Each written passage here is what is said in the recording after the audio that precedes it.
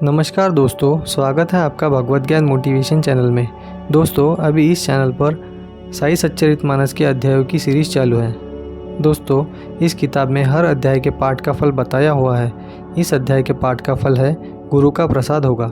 ये वीडियो 32वें अध्याय का है और इसके पाठ का फल आपको सुनने से भी मिल जाएगा। आप वीडियो को स्किप ना करें और पूरा ज़रूर सुने। अगर आपको ये वीडियो बड़ा लगता है तो आप वीडियो की स्पीड भी बढ़ाकर देख सकते हो। इससे आपको वीडियो स्किप नहीं करना पड़ेगा और वीडियो पूरा सुनकर आपको इसके पाठ का फल भी मिल जाएगा। ओम साई राम। वीडियो सुनने के बाद कमेंट में ओम साई राम ज़रूर लिखें। और अगर आपको ये वीडियो पसंद आए तो वीडियो को लाइक और शेयर ज़रूर करें। तो आइए दोस्तों, शुरू करते हैं इस वीडियो को।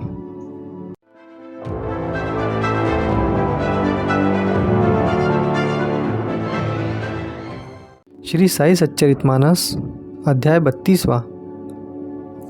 कथा है, गुरु बिन कौन बतावे बाट। एक बार भरी मजलिस में बाबा खुद के बारे में कुछ बात बताने लगे। वे बोले, किसी समय हम 4 लोग घूमने निकले। सभी किताबों को पढ़ चुके थे, इसलिए ब्रह्म ज्ञान पर चर्चा शुरू हो गई। तब एक ने गीता का हवाला देते हुए कहा, अपनी राह खुद ही ढूंढनी चाहिए, दूसरे के भरोसे रहना बेकार है। दूसरे ने कहा, मन को जीतने से ही सब मिल जाता है, इसलिए मन को शून्य बनाया जाए। इस पर तीसरा बोला, दिखाई पड़ने वाली हर चीज़ फ़ानी है, यह जानकर जो कायम है उसके बारे में सोचना चाहिए।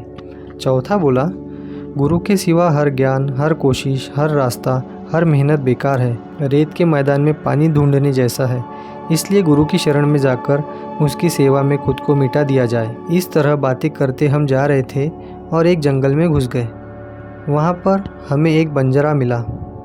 उसने पूछा, इतनी कड़ी धूप में आप कहाँ जा रहे हैं? यह जंगल बहुत ही घना है, रास्ता भूलने का भी डर है। अगर आपके मन के अंदाज से घूमोगे तो गुमराह हो जाओगे, इसलिए किसी राह जाने वाले को साथ ले लो।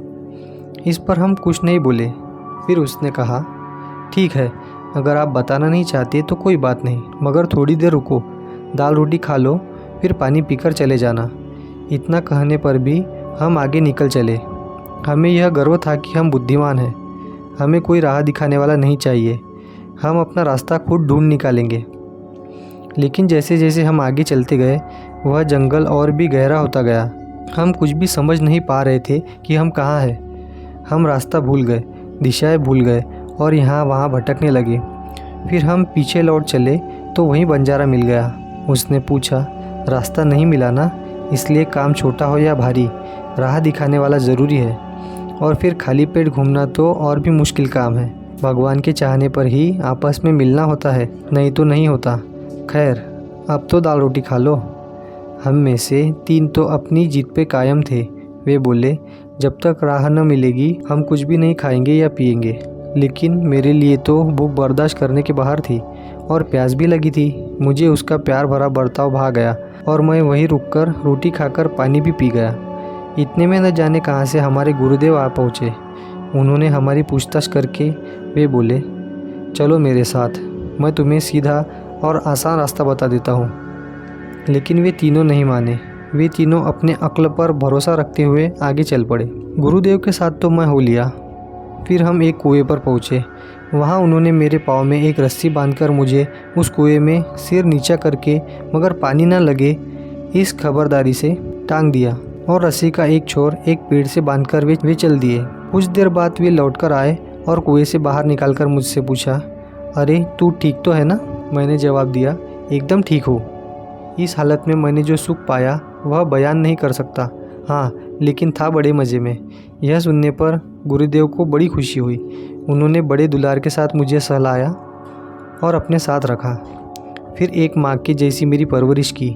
मेरे गुरुदेव का सिखाना बड़ा अजीब था। वहाँ मैं बाप और माँ को भूल गया। दुनियाई चीज़ों पर मेरा मन ही उड़ गया और मैं सच्चे मायने में आज़ाद हो गया। उसके बाद मेरे लिए गुरुदेव ही सब कुछ बन गए। मैं गुरु के ध्यान में ऐसा खो गया कि सारे इल्म के दरवाजे मेरे लिए अपने आप खुल गए। कुछ भी मेरे लिए कठिन न रहा। गुरु की मेहरबानी से मैंने वह मंजिल आसानी से पाई कि जिसे पाने के लिए बड़े बड़े जति, योगी, तपस्वी घर बार छोड़कर उम्र भर पापड़ बेलते हैं। मैंने खुद को जान लिया और फिर मेरी सारी ज़िंदगी ही बदल गई।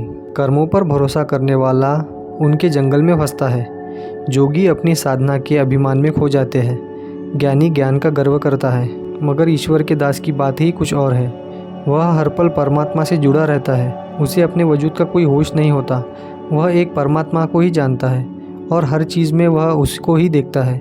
वह किसी चीज़ पाने का या खोने का सुख दुख नहीं मानता और अल्लाह को पा लेता है। अपने गुरु पे भरोसा और उसकी आज्ञा का पालन करने से ही गुरु कृपा होती है, और गुरु कृपा होने के बाद उसके लिए दोनों जहां में कुछ भी मुश्किल नहीं रह जाता। इसलिए गुरु की शरण में जावे, उसकी सेवा करे और उसके हुक्म पे अमल करे। इसी में अपनी भलाई है। ओम साई राम। इसके आगे की कथा है, दाल रोटी खाओ, प्रभु के गुण गाओ। उपवास के बारे में अगर देखें तो बाबा को अनशन कभी भी मंजूर नहीं था। वे खुद कभी भूखे न रहते और दूसरों को भी भूखा रहने न देते। वे कहते, भूख जब सताती है तो आदमी का मन तड़प उठता है, फिर भजन में कैसा मन लगेगा।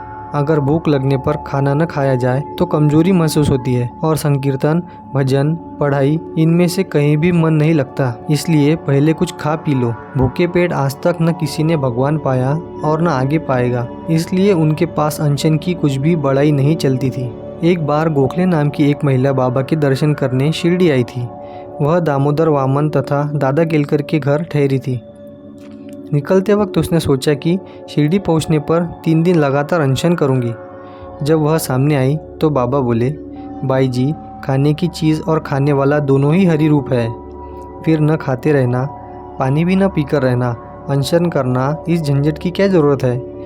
तू यह अनशन छोड़ दे और दादा के घर जाकर पूरन की मीठी रोटियां बनाकर सबको खिला और तू भी भरपेट खा।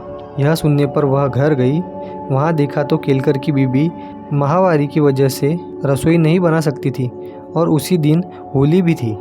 फिर उस महिला ने पूरी रसोई बनाई और सबको खिला दी। ओम साई राम। इसके आगे की कथा है, भगवान ने दिया ख़त्म नहीं होता, आदमी ने दिया पूरा नहीं पड़ता। एक दिन बाबा ने उनके बचपन के दिनों की एक कहानी सुनाई। वे बोले, मैं छोटा था तब कुछ काम की तलाश में बीड़ पहुंचा। वहाँ मैं एक जगह कासीदाकारी का काम करने लगा। बहुत मेहनत पड़ती थी। उस वक्त मेरे साथ 4 लड़के और भी थे। मेरा काम सब में ऊंचा दर्जे का होता था। फलतः हमारा मालिक खुश हो गया। उसने मुझे पोशाक, पगड़ी, शाल वगैरह देकर मेरी तारीफ भी की। वे सब चीज़ें मैंने संभाल कर रख दी।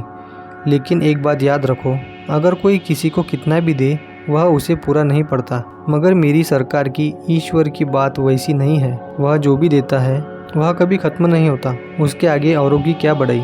मेरे सरकार कहते हैं, आओ, आ जाओ, गाड़ियाँ भर भर के ले जाओ। मेरा खजाना भर के बह रहा है, लेकिन कोई मुझ तक आने की मेहनत लेने को तैयार नहीं है। हर कोई मुझसे मदद चाहता है, मगर बिना मेहनत के। दुनिया हो या परमार्थ हो, मेहनत के सिवा कुछ नहीं मिलता। ओम साई राम। यहाँ पर श्री साई सच्चरितमानस ग्रंथ का 32वां अध्याय पूरा हुआ। ओम साई राम।